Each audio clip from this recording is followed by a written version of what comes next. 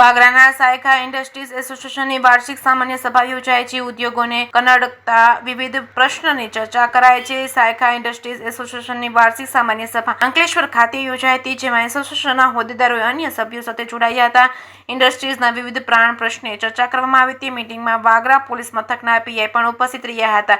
કાયદોની વ્યવસ્થા જળવાય એ માટેના ઉપસ્થિત ઉદ્યોગકારોને જરૂરી સૂચનો કર્યા હતા. વાગરા તાલુકાએ આવેલા સાયખા કેમિકલ ઝોનમાં અનેકવિધ ઉદ્યોગો સ્થાપીને કાર્યરત થયા છે, તો બીજી તરફ કેટલી કંપનીઓ આકાર લઈ રહી છે. આ બધા વચ્ચે સાયખા કેમિકલ ઝોનમાં આવેલ કંપની સામે રજૂ કેટલાય પડકારો સામે છે, જે કંપનીની સંચાલકો સામનો કરી રહ્યા છે. ગતરોજ અંકલેશ્વર ખાતે યોજાયેલ સાયખા ઇન્ડસ્ટ્રીઝ એસોસિએશનની વાર્ષિક સામાન્ય સભામાં ઇન્ડસ્ટ્રીઝને કનડગતતા પ્રશ્નો જેમ કે રોડ, રસ્તા, ડ્રેનેજ લાઇન તેમજ ઇલેક્ટ્રિસિટી તેમજ પ્રદૂષણ જેવા વિવિધ મુદ્દાઓ પર વિશેષ ચર્ચા કરવામાં આવી હતી. સાથે તેના નિવારણ માટે વહીવટી તંત્ર સાથે મળી કેવા પગલાં લીધા છે અને આગામી સમયમાં વિશેષ શું કરી શકાય તે બાબત પર પ્રકાશ પાડવામાં આવ્યો છે. ઇન્ડસ્ટ્રીઝની મીટિંગમાં આસપાસના વાતાવરણને પ્રફુલ્લિત બનાવવા તેમજ વિસ્તારના લોકોનું આરોગ્ય સચવાય તેમજ રોજગારી મળી રહે, તેમના જીવન ધોરણને ઊંચું લાવવા શું કરી શકાય તેના ઉપર વાર્તાલાપ કરવામાં આવ્યો હતો. આ પ્રસંગે એસોસિએશન દ્વારા કાયદોની વ્યવસ્થા જાળવવા સુગમતા આવે એ માટે વાગરાના પીઆઈ પ્રદીપ વાઘેલાને મીટિંગમાં આમંત્રણ આપતા તેમણે વિશેષ હાજરી આપી હતી અને આ તબક્કે પોલીસ ઇન્સ્પેક્ટર ઇન્ડસ્ટ્રીઝમાં બનતા ગુનાઓ અટકાવવા અને બનેલા ગુનાઓને ઝડપી ઉકેલ લાવવા જરૂરી સૂચનો કર્યા હતા. ઇન્ડસ્ટ્રીઝ અને પોલીસ વચ્ચે સમન્વય તો ગુનાખોરીનું પ્રમાણ ઓછું થઈ શકે તેમ જણાવ્યું હતું.